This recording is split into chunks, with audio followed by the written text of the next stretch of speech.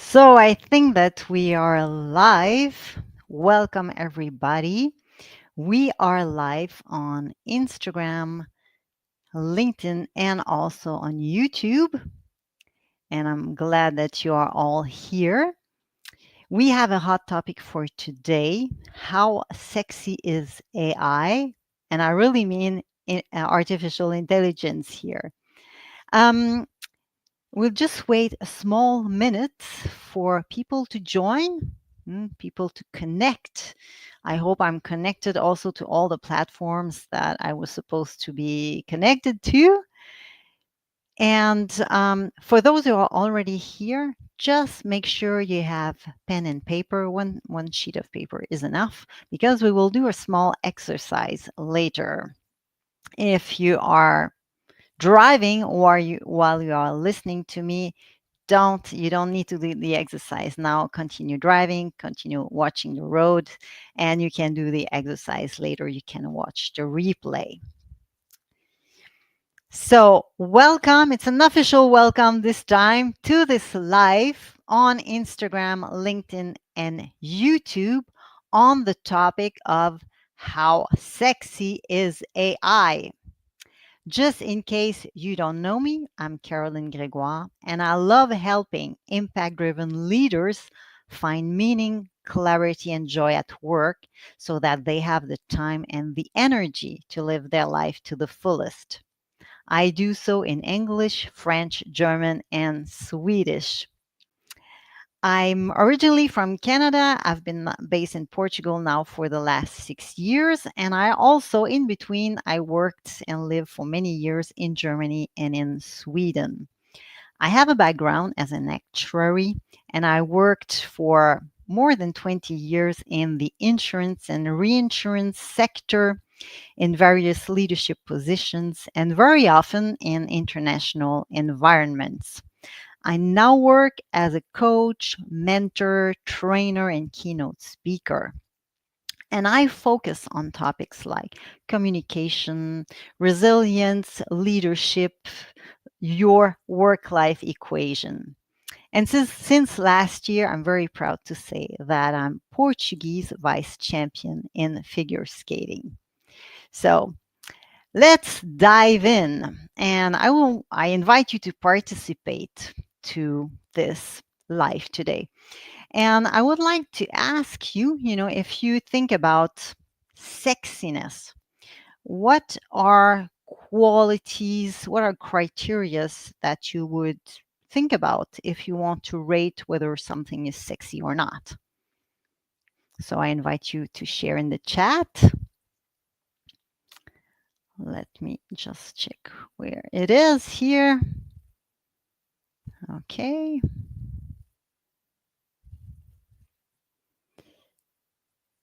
So let me just check here. So last week, I had a little brainstorming with some friends, and we also talked about this. What are criteria for sexiness? And we came up with four. First one is intelligence. Then, I see different. Now I see some attractive, exciting, appealing, attractive, tempting. Yes. And we came up with four things. I see exciting too, Michelle. Um, with intelligence, we like it. Somebody who's intelligent, we find it sexy. We thought about confidence, a secure sense of self, of course, the appearance. And we also said, oh, there's this little something special, like kind of a uniqueness, something that's difficult to describe. So so there's no doubt of this. AI is attractive. It's for sure. It's very intelligent, especially it's very fast. Sometimes you write a question and you're not even finished. It feels like you're not finished and you already have the answer, and a really good answer. What I especially like is that sometimes I get like a bit of a dry answer and I just write, oh, can you write it in more motivational language? And it just does it right away. And I find words that I like, or maybe I wouldn't have thought of this quickly for sure. And because it is this fast, if we use it, especially when we're thinking about our work, because it's this fast, it frees some time. We have more time to think about strategic initiatives, about maybe creative discussions with colleagues. We have more time with our staff. So intelligence, yes, it's really intelligent. The name says it, anyways. Now, if we go on the criteria of confidence or a strong sense of self, of course, AI knows what it knows without a doubt. But sometimes I think it only knows what it knows. It doesn't know that there may be things that it doesn't know. So, but if we just look straight at confidence, that's a given as well. Mm. If we think about the appearance or the look of AI, and I thought, what about the word artificial? Artificial, I looked at the definition and it is made by human as a copy of something natural. Mm. There's another definition to artificial, and it is not sincere, but we'll skip this one. And you may want to believe, or you may want to like the little icon you have on your phone for chat gpt or something, and find this is appealing. It has a really nice appearance, but actually AI is it's a chip. mm. It's hard technology. It's a lot of code, a lot of programming, and many zeros and many ones. So the appearance is maybe more difficult to rate, mm, for some reasons, because we don't know so much how it looks like.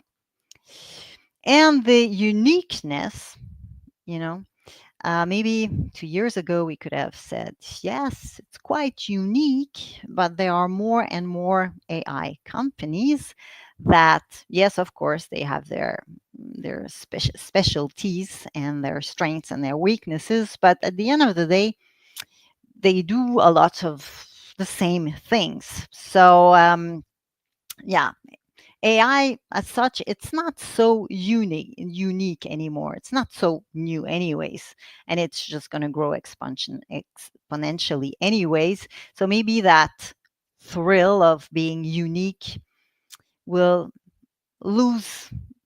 We will lose the interest a little bit. Not the interest as such, for sure not. It's here to stay, but it will not be as unique as it was 2 years ago. So just thinking again on these criterias: intelligence, confidence, appearance, and uniqueness. If I would ask you to rate your own perception, you know, on a scale between 1 and 10, 1 being, well, it's not sexy at all, and 10 is, this is really sexy, what grade would you give to AI on the sexiness scale? You can use the chat for that. And it's your own perception, so all your answer is right for sure.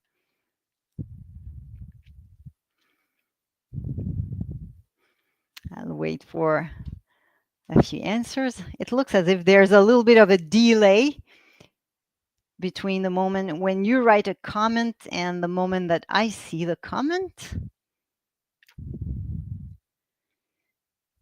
Between a 1 and a 10. I see a 6.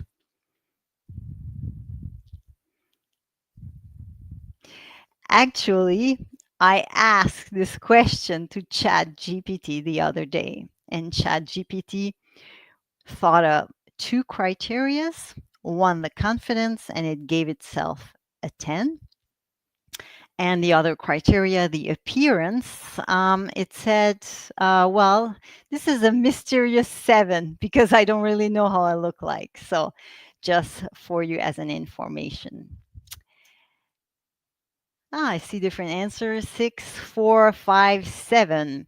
So I think it's kind of sexy when you approach it first because of the intelligence, the speed, because of all the information that we can gather here. But it's not sexiness alone that determines how good a relationship will be or how long lasting it will be.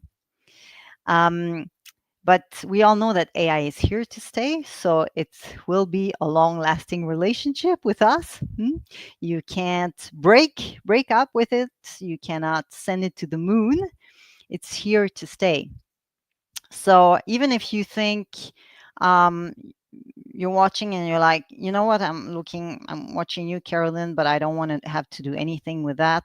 Well, I'm sorry to say, but it will be in your face all the time over the next years because when you look at social media, people will talk about it. You will see some text where you will realize it looks artificial. You will see pictures where you will feel this doesn't look real.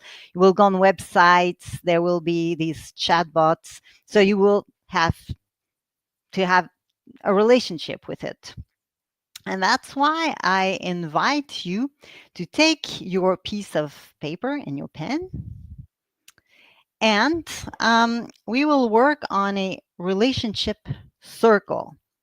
So if you can write at the top relationship circle, you can write the date, and in the middle, you just draw a small circle and you write me. That's you.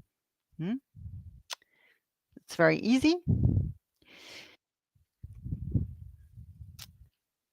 Then you continue drawing. It was not only this.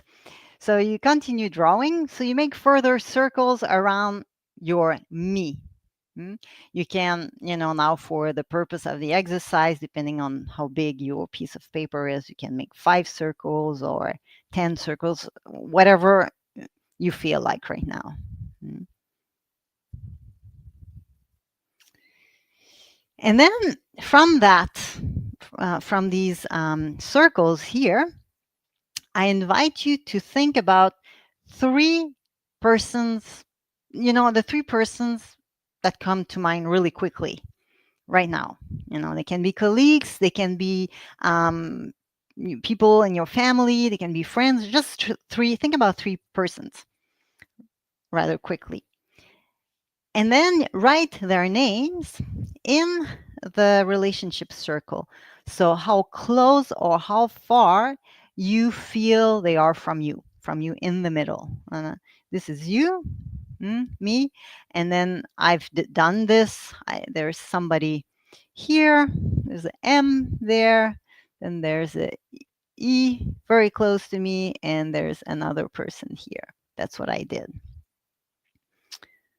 This is how it feels for me. I'm not gonna look at what you are doing, so I'm sure it's right. So now you have a few people here, and I will invite you now to think about AI. And I told you, you have no choice. You will need to have a relationship with AI. So where, as of now, would you put AI in these circles? Or maybe outside the circle, maybe outside the paper, the sheet of paper. Where would that be for you? Like I have mine here, as you can see. So we will leave it like this to start with, and we will come back to this picture a little bit later. So I told you, I read, artificial. The word artificial means made by human as a copy of something natural. So we could think we have AI, artificial intelligence, and next to it, I will call it the human intelligence. Mm. And I will, just for the purpose of the life today, I will split the human intelligence in two and I will orient myself um, with body parts. You will get it. You will get it. And the first intelligence I want to talk about as part of human intelligence is the brain intelligence. I will call it even BI. Did you know that your brain can process 11 billion bits of information every second? 11 million bits of information. But that your conscious mind can only handle between 40 and 50 every second. Still, I think it's a lot. And every day, on average, we have around 12,000 and 60,000 thoughts. It's a lot to process. And according to the National Science Foundation, every day, out of all the thoughts that we have, 95% of them are the same thoughts we had the day before. So it's as if we have a machine that repeats itself every day.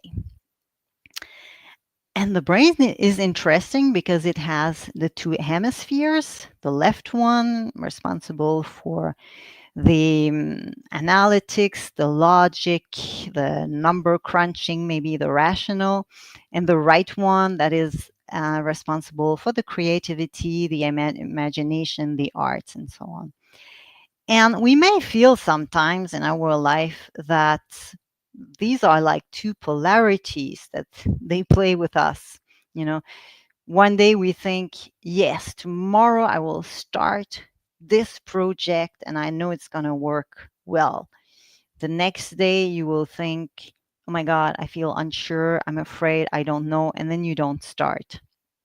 One thing with the brain is that a part of it is always trying to protect us, but that's not where I want to go as of now. Because I think it's important to realize that BI, the brain intelligence, is soft technology. That's already in you. It's here already. It's not a chip. It's like a network of neurons that just fire up when they are being engaged, and that can build new pathways if we train them to do so. I teach communication to people who like to crunch a lot of numbers, a lot of data, a lot of information. And that's very important that the work they do is very, very precise. The thing they struggle with is when they've done all their calculations and they have to communicate this to somebody who doesn't mind about the details. They struggle with going from that detail to the summary level. And I tell them, yeah, you struggle, but you can train your brain to do that. So I give them as a tip, at the end of the day, you just sit down and you summarize your day in 3 sentences. And you do this every day. So you train your brain, and nobody's going to watch it anyways. You just do it for you. You just do it to train your brain. And it really helps them to train the brain to go from the detail to the summary level. So they build new pathways. They get used to make summaries, these neurons. It's the same thing if, let's say, you would want to improve your balance. I could give you the tip that to kind of combine it with a habit that you already have. So you could think of, when you brush your teeth, you just stand on one foot and you brush your teeth. Of course, the first time you're going to do it, if you don't have a good balance to start with, maybe you will be able to stand there for like 2 seconds on that one foot. But if you keep on repeating this, after 1 week, you will already see a huge difference. Because your neurons will be building new routes that will allow you to be able to do it. Because the brain is flexible, it is dynamic if we take care of it. And it has so many possibilities. If we were aware of that every second of our lives, we would do much more than what we are doing now. So, this was the brain intelligence, your soft technology that has so many possibilities, that is not fixed, it's flexible, it's dynamic. And I will go to the other intelligence that belongs to the human intelligence. And I call this one CI. It stands though for heart intelligence. Why C? Oh, why not H? Because H is for human intelligence. So, and I think C, well, in French, the word heart is cœur, which comes from the Latin word cor. In Italian, it's cuore. In Spanish, corazón, coração in Portuguese. And we also have the word, the English word courage, and it comes from that root, the cor, in heart in Latin. We even say, if we want to speak about something that is the middle of the matter, the heart, at the heart of the matter, you will say at the core of the matter, you will say the word core. So it does even exist in English. And the heart itself, it has 40,000 neurons. And sometimes it's even called the little brain. It's the first organ that is being developed in the womb, in the fetus. So if you are a parent, you may remember when you once went to the doctor and the doctor said, we hear the heartbeat. In that machine, if we think that, the heart beats about 60 to 100 times in a minute, over the span of a normal lifetime, we're talking about 3 billion beats. That's a lot. We take this big muscle often for granted. I think it's interesting to know that the heart has its own nervous system that works independently from the brain. Still, it is connected to the brain via nerve fibers. And in that connection of nerve fibers, 90% of it goes from the heart to the brain and 10% from the brain to the heart. And like brain intelligence, heart intelligence, or CI, is soft technology. You have it inside of you, and it has its mysteries because nobody knows how the first heartbeat happens. And also, I guess you have heard, the heart has its reason that the reason doesn't know. I also like CI because there are words in English that start with COM or CON, which is a prefix for with. And I think about communication, conversations, connections, all things that link us, human beings, from a human to a human. When I teach storytelling to people who love numbers and who do a lot of calculations, um, you sometimes want to use AI, and I said, man, you can use it for the story part of it. I mean, you can give a lot of background information, you can share your results, you can share input data, and so on, and ask AI to kind of create a story. Of course, you have to make sure that it fits with the reality, but you can get some help. It's a tool, yes. Still, when you tell a story, you want to move people. You want people to do something with that story. And if I'm thinking of a work context, you could think that you want to convince the board to make a decision, or you want to motivate your team to take action, or you want to lead project members to move in a specific direction. And it's only a human being that has the ability to move another human being. It's a human being that who has to tell the story. And now you may think, oh, yes, but AI can replicate voices, AI can make music. Yes.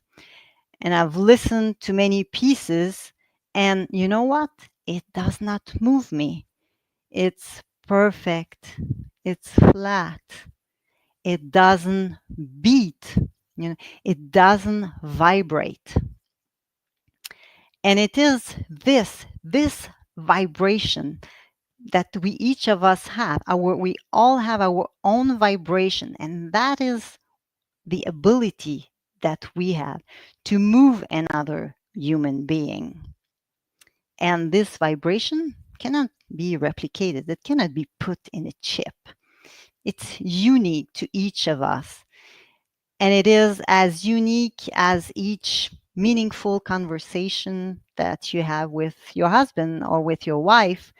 And it is as unique as a courageous decision, maybe to move from one country to the other, or just to change job because your heart knows. Mm? Or it's as unique as a fit of laughters with your best friend for no reason at all, you know? And this uniqueness cannot be reproduced nor replaced. And this uniqueness makes the sexiness of the heart intelligence of CI. And I did ask ChatGPT, how sexy is heart intelligence? And I don't know if you want to believe it or not, but ChatGPT said it's a 10 plus. Wow. So, what I would like to do with you now, I invite you to take again your relationship circle, hmm, where you have AI somewhere. You have it somewhere. Maybe it's closer to the middle. Maybe it's further away. And I will invite you to write in the middle here BI and CI, because they're with you.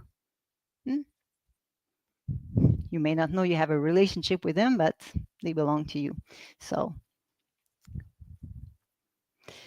and imagine that maybe in 1 year, 3 years, or 5 years, that you are being offered a chip, something maybe that would be implanted in your brain or in your wrist. That would mean at that moment that AI that was here would come right in the middle with you, together with BI and with CI.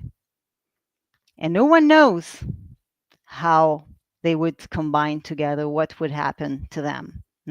Would BI become lazy and maybe even obsolete? What would happen to the connection between BI and CI? We don't know. So choose wisely the relationship you want to have with AI now and in the future.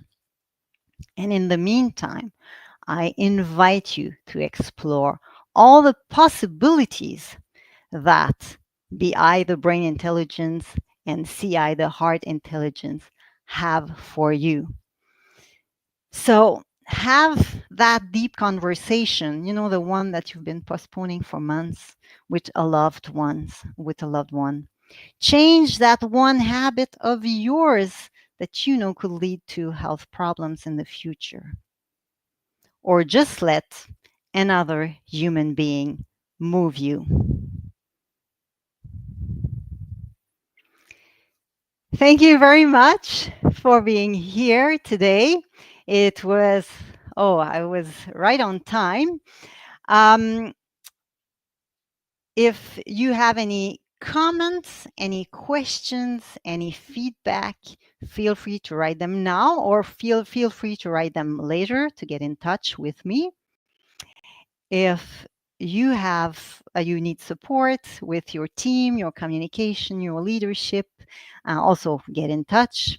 If maybe you feel a bit lonely in your position and you feel sometimes, I wish I would have someone neutral I could speak with, get in touch. If you're watching this later, I'd also appreciate to hear from you. If you can't stay anymore, I'm finished from my side. I thank you for being here. I'll wait a few minutes to see if I see some questions or comments. Thank you again, everybody, for being here.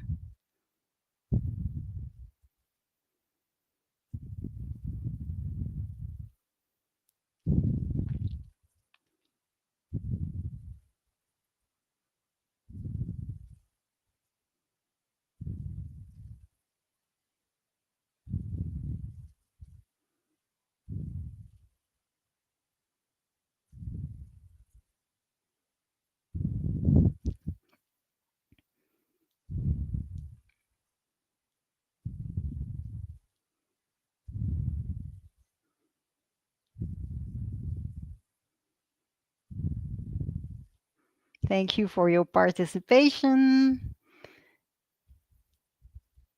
See you next time.